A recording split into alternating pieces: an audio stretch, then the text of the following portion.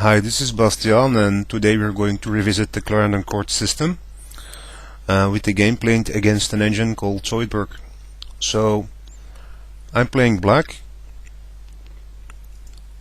White starts out with d4, c5, undermining the center, d5, advancing the pawn, and now f5.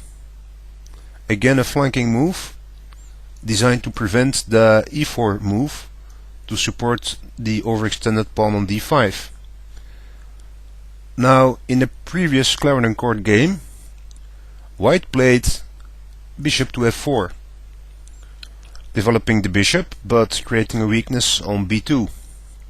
And I replied with queen to b6, a move that not only threatens the b2 pawn but also covers the d6 square, so the pawn can no longer advance in some cases. For instance, after bishop to f4, a6, a random move. In some cases, white may push the pawn, protected by the bishop and the queen, and if pawn takes, bishop recaptures, bishop takes, queen recaptures, we can see that our king is unsafe and white has an attack on the pawn on c5. Although in this particular position, black may play queen to f6 and counterattack on the pawn on b2, which will force a trade of the queen. Bishop to f4 was not played in this game, but white plays a different variation with knight to c3. Now this move protects the pawn on d5.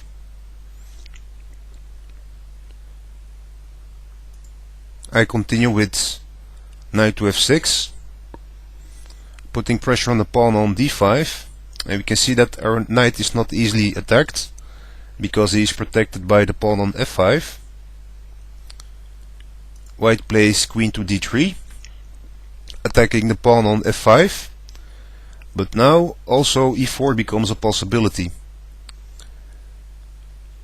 White may choose to capture the pawn or may already play e4 with two defenders.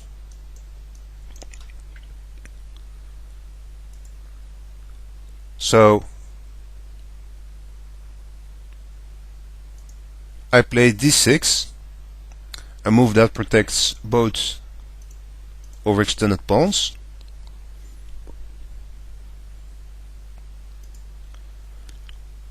White plays bishop to g5. I play e5, getting control of the center. And now there are few possibilities for white to play. He may take on the pawn, en passant. Then I can simply recapture and develop a piece. We note that the backwards pawn on d6 is still protected nicely. Alternatively, if white plays bishop takes knight, I can recapture with the queen, and black has a very good position. But instead, white simply castles long. I play bishop to e7 to prevent doubling the pawns and perhaps castle myself. White plays f4 with the same idea as me, trying to attack the center with flanking pawns. And now there are two obvious continuations. I can play pawn takes pawn, or I can advance the pawn with e4. And both of those are good, but there's another move that was played that's even better. I play knight to g4, and we can see a lot of things going on right now. First of all, I've created a battery on the bishop on g5. So if bishop captures, pawn recaptures, queen recaptures, with tempo and a check, and I'm up a pawn. So this is the first threat. A second obvious threat is I can play knight to f2, and create a triple fork.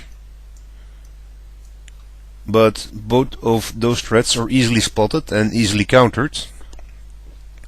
The main goal that I'm trying to achieve is to play knight to e3 and create a knight outpost.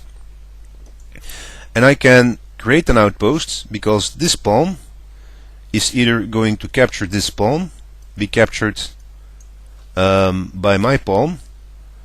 So I can always play one pawn on f4, be it the pawn on the e file or the f file, and this pawn will support the outpost on e3. So first white counters the obvious threats and plays knight to h3.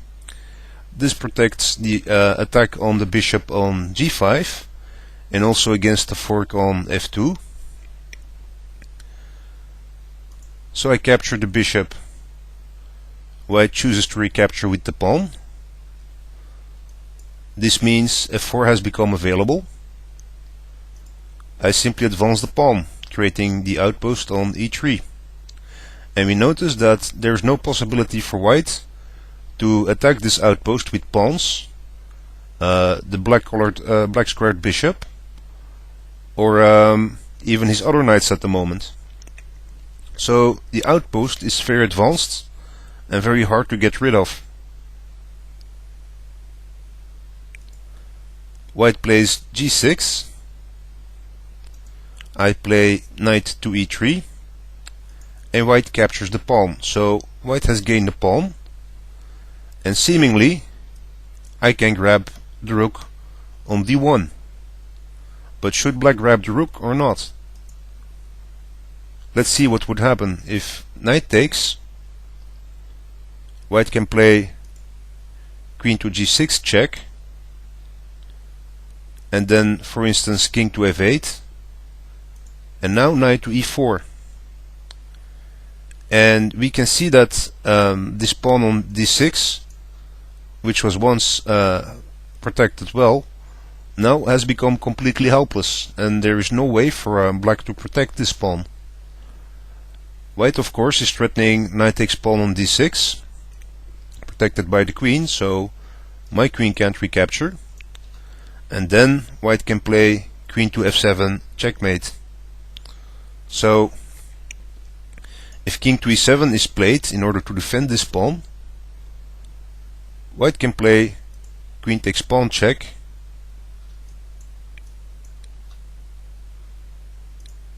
king to e8, queen takes rook check, king to d7, queen to g7 check, then perhaps queen to e7,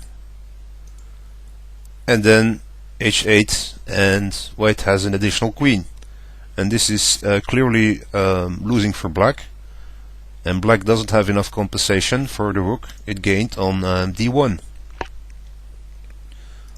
So if black doesn't try to defend the pawn with the king, instead plays a random move like a6, white can grab the pawn, threaten the mate, then queen to d7 in order to protect against that threat.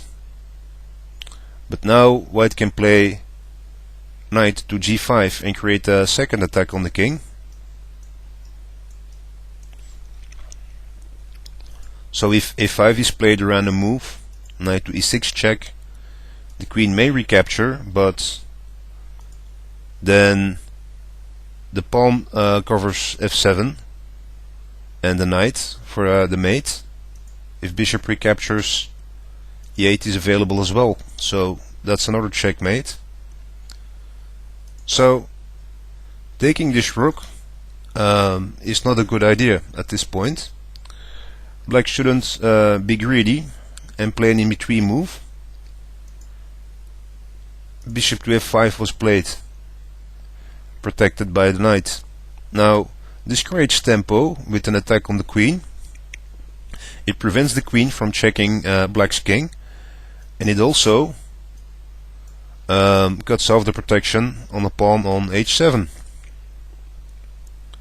So queen to b5 check is played, regaining tempo. Knight to d7, so we're developing a minor piece. And we're seeing that there are two pieces unprotected, the rook on d1 and the pawn on b7. So if white tries to take on the pawn on b7, let's see what would happen. This wasn't played. White gains a pawn. I can play rook to b8, threatening the queen. Queen can grab another pawn. And then I can play knight takes rook, king recaptures, and rook takes pawn on b2. So I've won an exchange, and we can see I can easily recapture the pawns on the C and H file. So grabbing the pawn is a bad move by white. Instead, white simply saves his rook by playing rook to d2. Game continues with queen to h4. Again, there are a few things happening on the board right now. We can see an attack on the pawn on h7. There's still a threat on b7. I'm also threatening the bishop on f1. And after the exchange, we can see that there's only one defender on the knight and two attackers, the bishop and the queen. But my main threat is to play queen to e1 check. So at this point, let's say if a random move is played, say a3, I can grab the knight or play queen to e1 check. So queen to e1 check can be played immediately. If I take out the knight first, so I can do it later as well, white can recapture, queen e1 check, and now there are two possibilities. The check can be blocked with the rook or the knight. If knight to d1, I can grab the bishop on f1, which protects the queen from the rook. I've gained a minor piece, and I'm threatening to take on the rook on d2 with check. If queen to a5 to protect, I can grab the rook, check, queen recaptures, knight takes queen, and king recaptures. We can see I'm up a rook in material.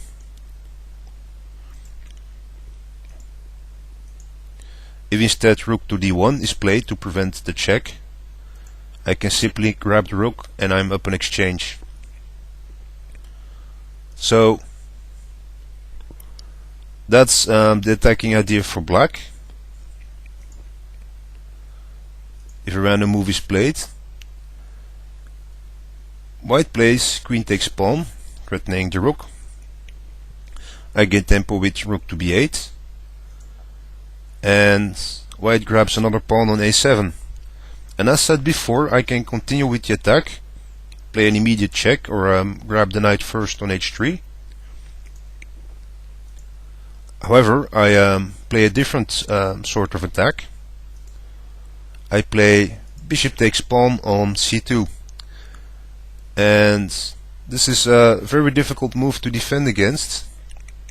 It strips down defenders of the enemy king, and rook takes bishop cannot be played, because then I can play queen to f1 check. Knight blocks, so the rook can no longer block. Queen takes checkmate. So taking with the rook is not possible. Taking with the king, of course, is impossible as well. So instead,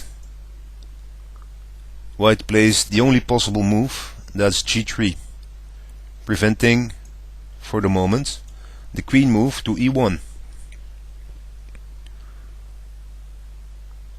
So pawn takes pawn. Now my own pawn is temporarily blocking the queen to e1 move, but we see that in some cases queen to b4 is available with the battery on the b file, now that the fourth rank has been opened. Black grabs the bishop, protecting the b2 pawn and grabbing a minor piece, perhaps hoping to grab 2 minor pieces for the rook.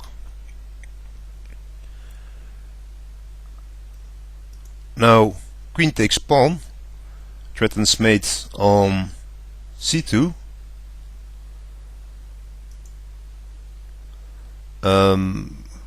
We notice that white's queen is a bit out of play. Queen to a4 in order to protect the rook cannot be played, simply because rook to b4 will chase the queen away from the diagonal, and that would be checkmate.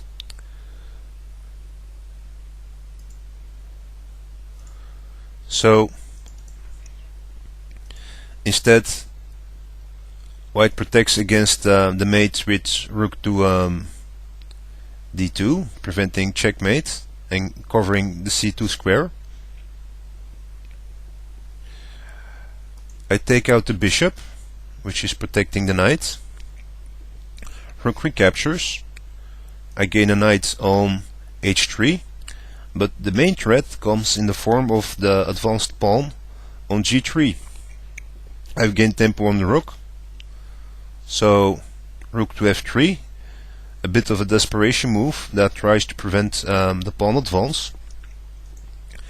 g2 is simply played anyways. Rook takes queen. I promote with tempo. Rook blocks.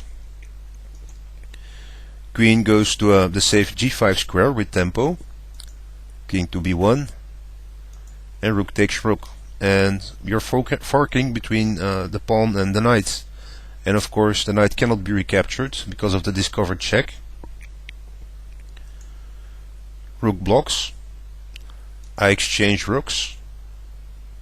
Queen to g1 check, king to c2, queen to f2 check, king to c1, queen takes b2 check, opening up the b file for the rook, queen to a1 check. Now I can bring the rook with rook to b2 check, queen to f1 check, knight to f6 check, rook to g2 check, and finally rook to g4 is checkmate. So I hope this revisit of the Clarendon Court gave you some new ideas. I hope you enjoyed watching this video. Please leave a comment and have a great evening.